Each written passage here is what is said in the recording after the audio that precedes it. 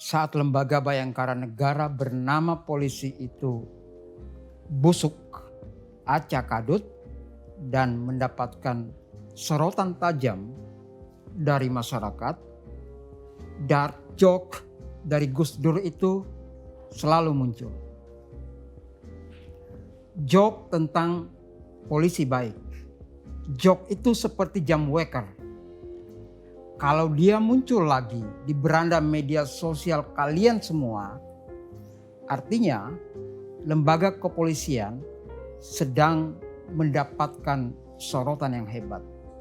Dan Gus Dur dalam humor gelap itu menyebut satu nama polisi yang kebaikannya setara dengan patung polisi dan polisi tidur. Gus Dur ingin bilang dalam humor yang sarkastik itu, definisi polisi baik itu ya seperti patung, seperti polisi tidur yang melintang di jalan. Polisi baik itu bukanlah manusia. Kalaupun manusia, namanya Hugeng. Jas merah, inilah Jenderal Polisi Hugeng Iman Santoso, Kepala Kepolisian RI kelima dari tahun 68 hingga 1971. Adalah pertama-tama dan pada tahap utamanya membangun jiwa bangsa.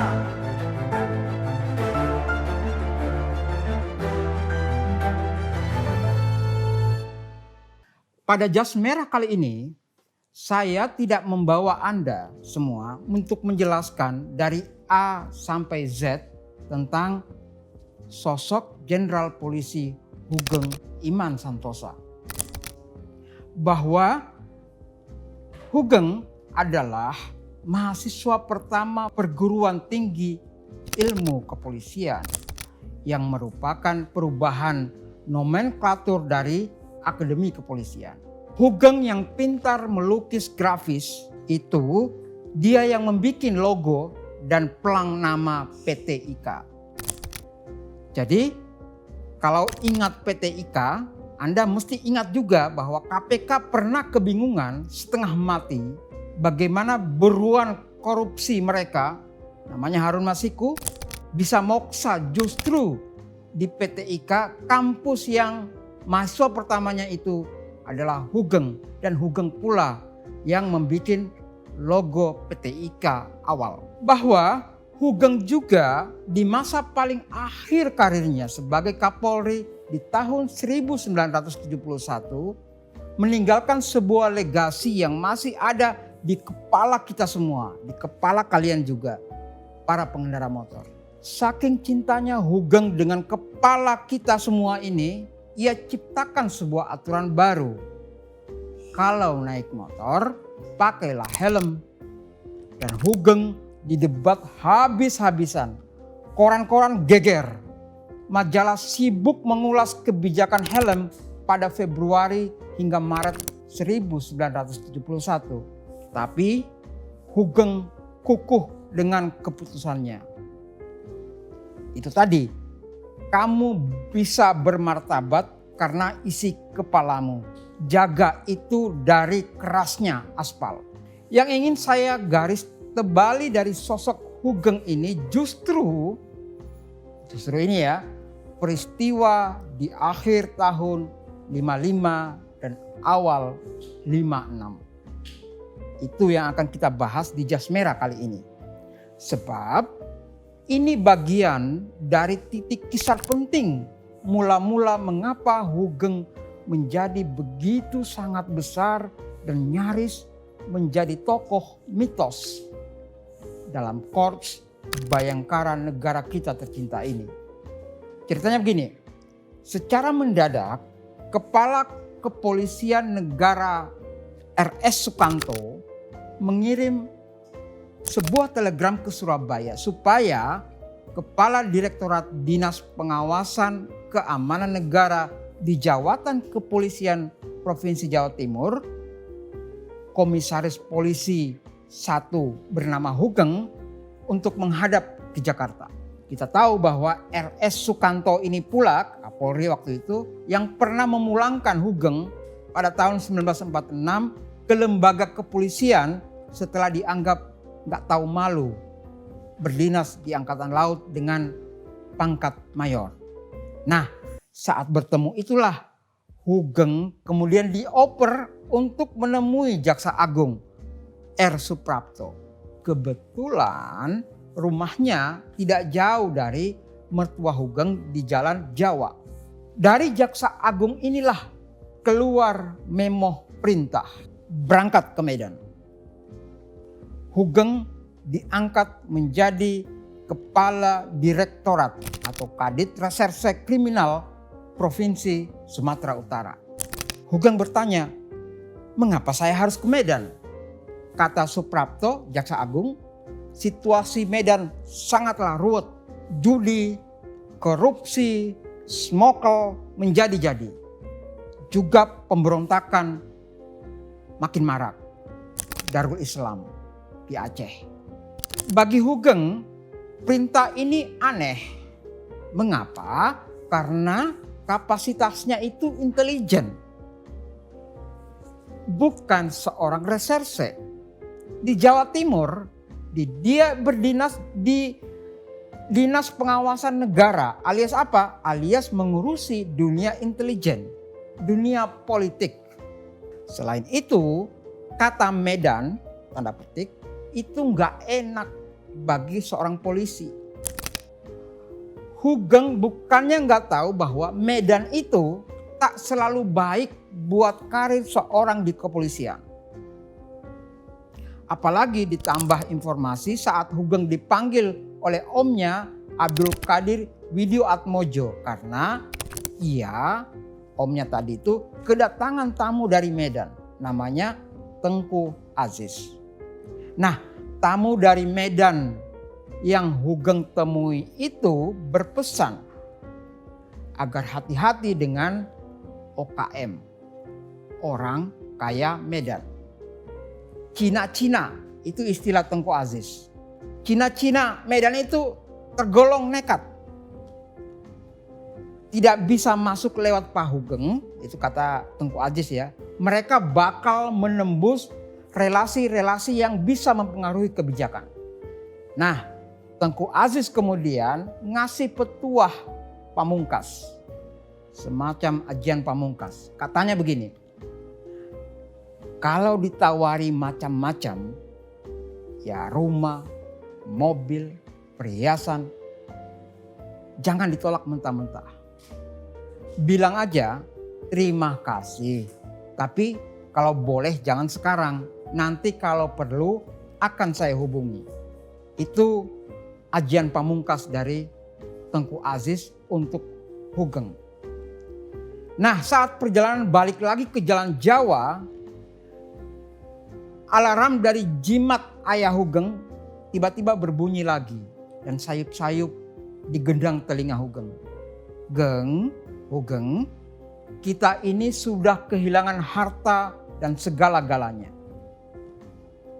Maklum saja, Hugeng ini, saudara sekalian, berasal dari keluarga priai. Bapaknya Hugeng adalah Bupati Pekalongan. Karena memilih Republikan, semua hartanya habis. Nah, yang tertinggal di kita ini, Hugeng, hanyalah nama baik. Itu saja yang perlu dipelihara. Jadi nama baik ya. Kalau di PNS, jadilah PNS baik. Kalau di polisi, jadilah polisi baik.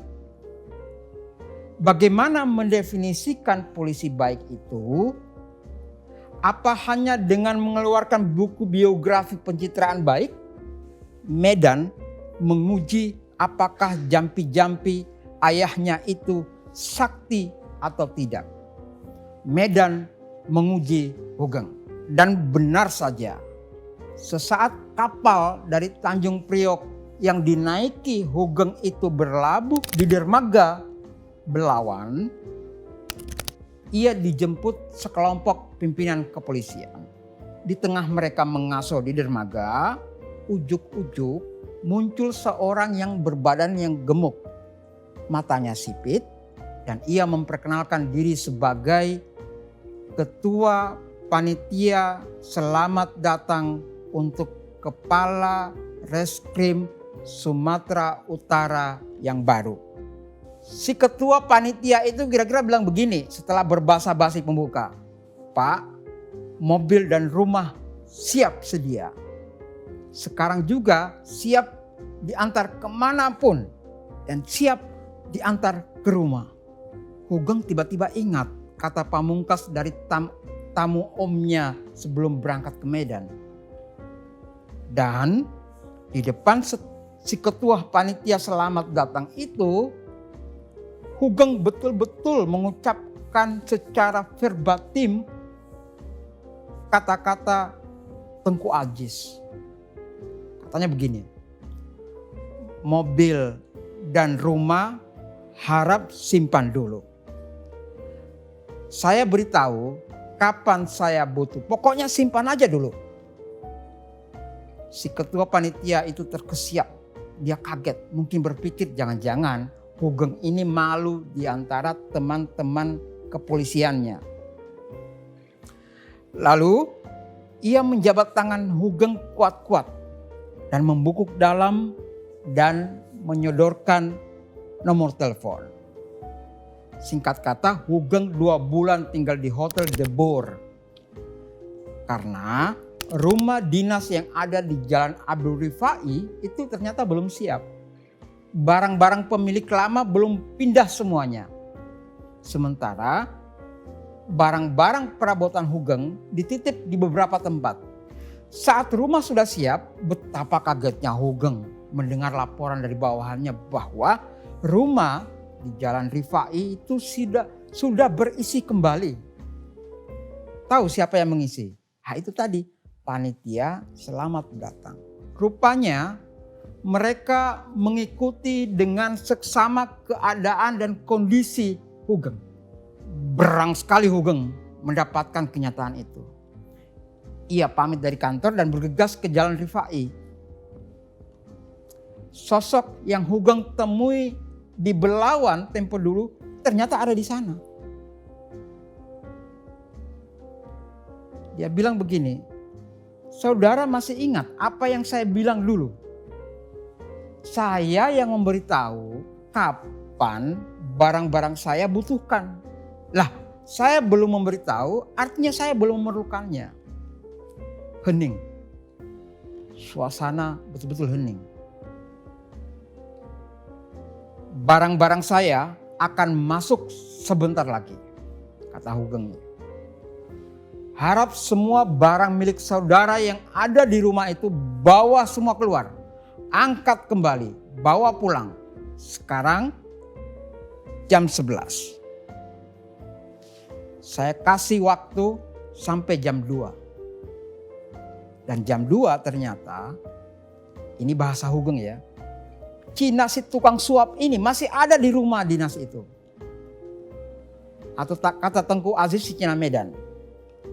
Dan Hugeng pun memberi aba-aba kepada polisi pengawalnya untuk menyingkirkan semua barang panitia selamat datang itu di pinggir jalan. Tahu apa barang-barang itu? Ya, piano, almari, meja kursi tamu, buffet, meja makan, kulkas, radio, tape recorder, dipan jati, semua teronggok di pinggir jalan. Itulah jawaban Hugeng sebagai Kepala Direktorat Reserse Kriminal Provinsi Sumatera Utara.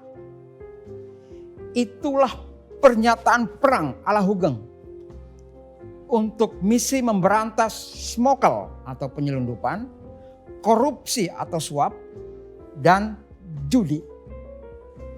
Ambil saja soal smokkel atau penyelundupan. Sumatera Utara ini adalah daerah yang sangat basah. Kasus smokkel ini kasus laten. Semua tahu sama tahu.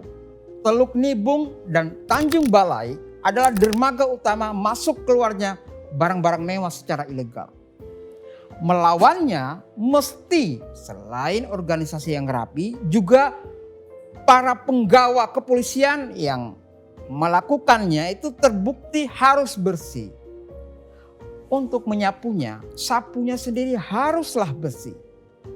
Polisi yang berpangkat komisaris polisi kelas 2 yang selama ini menjadi backing smokkel minyak nilam misalnya, disikat oleh Hugeng.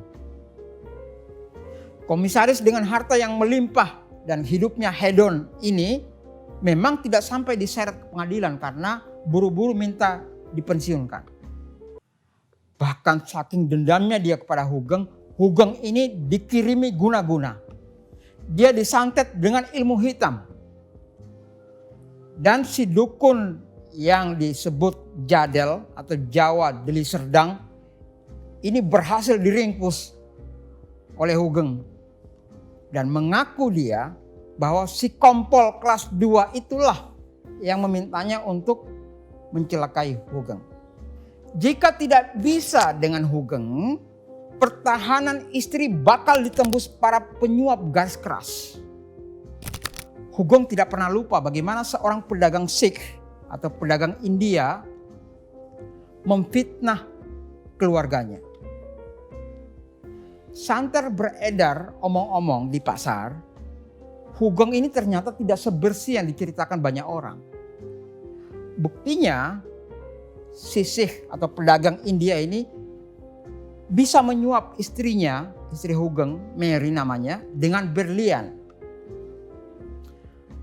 Mendengar itu, Hugeng marah sekali.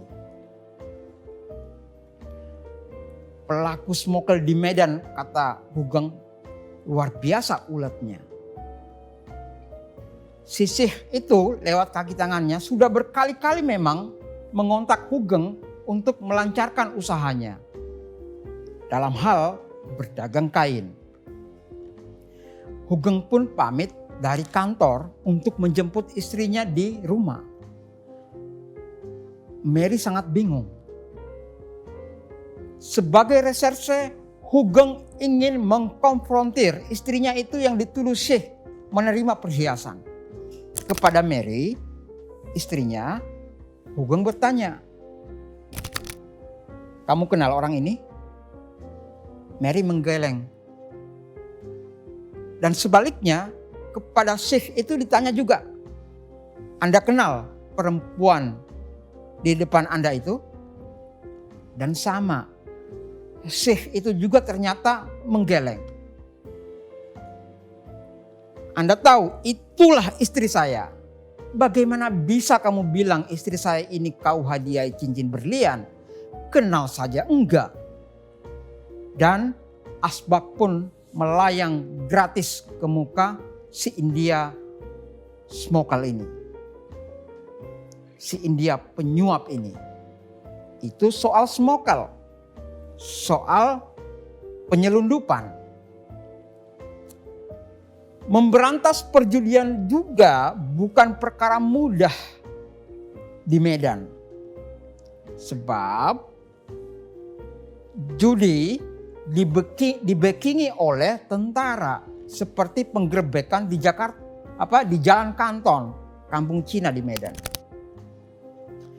Informasi pembackingan itu didapat dari interogasi bandar hasil tangkap tangan oleh Hugeng. Karena melibatkan lembaga lain, Hugeng kemudian menggandeng pimpinan militer di Medan, yakni Tentara dan Teritorium 1 Bukit Barisan, Kolonel M. Simbolon. Dia adalah panglimanya dan dibantu oleh Letkol Jamin Ginting dan Mayor Boyke Nainggolan. Hugeng kemudian membuat persekutuan yang dinamakan Perkumpulan Anti Korupsi. Singkat cerita, angka korupsi, perjudian, smokkel bisa ditekan dalam 2 tahun karena Hugeng mendapat dukungan masyarakat luas. Dukungan itu bisa didapatkan Hugeng karena pemimpinnya selain bersih juga punya nyali. Tetapi perkumpulan anti korupsi itu kemudian berantakan karena pemberontakan PRRI Permesta meletus di Sumatera, termasuk Sumatera Utara pada Februari 1958. Nah, yang menyeberang ke PRRI itu adalah pimpinan Bukit Barisan sendiri, yakni Kolonel Simbolon. Dan terkuak juga bahwa smokkel atau penyelundupan bisa demikian sangat marak, bisa jadi karena ada kepentingan pribadi pejabat ya. Tapi ada pula motifnya untuk membiayai logistik pemberontakan. Bagaimana caranya? Ya tentara bekerja sama dengan Cina Medan. Kalau sudah seperti itu, Hugeng angkat tangan. Dia menyerah. Sebab itu bukan lagi jatahnya polisi atau jatah polisi reserse seperti dirinya, melainkan wewenang militer. Dan itu pun dilaporkannya ke Jakarta. Bagi Hugeng, pemberontakan PRRI itu adalah ujian yang sangat berat bagi dirinya. Karena sejawatnya pun sesama kepolisian di Medan banyak yang menyeberang ke pihak PRRI. Termasuk Hugeng menjadi salah satu incaran penculikan karena dianggap tidak bisa bekerja sama dan dianggap juga bagian dari orang Jakarta atau orang pusat. PRRI bahkan dalam beberapa waktu bisa menguasai kota Medan sebelum akhirnya dipukul mundur. Nah, saat ditarik kembali ke Jakarta, soal PRRI inilah ditanyakan kembali oleh Bung Karno kepada Hugeng. Terutama keterkaitannya dengan Partai Sosialis Indonesia yang dibubarkan oleh Soekarno. Di depan Soekarno dia bilang begini, saya memang dekat dengan Sujatmoko dan Subadio Sastrosatomo. Karena memang satu sekolah di AMS Jogja dan RHS. Itu dalihnya Hugeng ya. Tapi saya bukanlah anggota PSI. Silakan Pak Presiden menginvestigasinya. Soekarno bilang pendek saja. Kalau begitu beres Hugeng. Saudara sekalian, itulah Medan. Test case bagi Hugeng. Sebelum kemudian ia pada suatu hari di Indonesia hingga hari ini menjadi tokoh hikayat. Medan itu keras loh. Jika bisa keluar dengan selamat dari Medan, karir Anda bisa melejit. Kalau tidak lolos, Medan akan membungkus karirmu. Karena itu jangan main-main dengan Medan, dengan orang Batak. Verdi Sambo yang hari ini melakukan sebuah tindakan kriminal paling besar dalam sejarah Indonesia, salah satunya, justru dikutuk oleh orang Batak yang hari ini pasti nggak baca buku biografi Hugeng.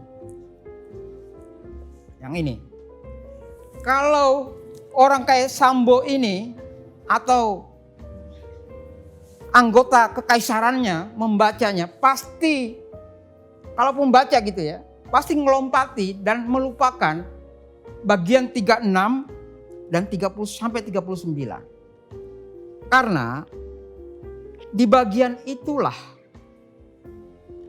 di bagian 36 sampai 39 buku biografi ini, Hugeng diuji.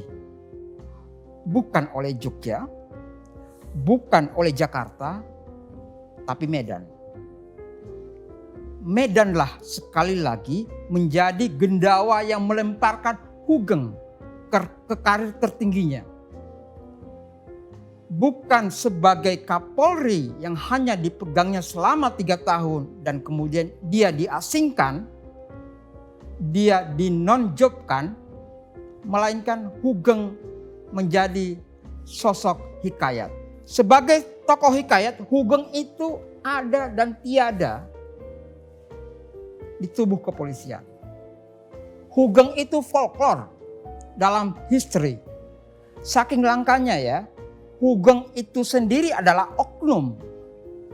Nah, itu kata yang diucapkan teman saya saat Iksan Skuter sedang berbaladaria di ulang tahun Mojok ke-8.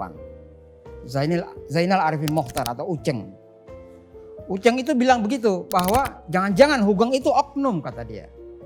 Karena oknum itu adalah sebutan untuk sosok yang lain sama sekali dari kebanyakan yang ada. Betul? Kan itu definisinya oknum. Jadi teman-teman saya yang bergiat di literasi lisan, para pendongeng, jika kalian diundang ke acara-acara keluarga besar kepolisian dari level Polda hingga Polres dalam rangka ini dan itu, nggak usah capek-capek cari materi dongeng, materi folklore. Naikkan aja hikayat Hugeng ini. Karena Hugeng sendiri itu setara dengan dongeng kancil dalam soal bobot, bibit, dan bebet. Masih ingat humor gelap Gus Dur soal polisi baik? Nah itu. Akhir kata teman-teman sekalian, saudara-saudara sekalian, kalau Anda naik motor dan memasang helm di kepala, lalu ada suara cekrek, ingatlah Hugeng Iman Santoso. Jas merah, sampai jumpa.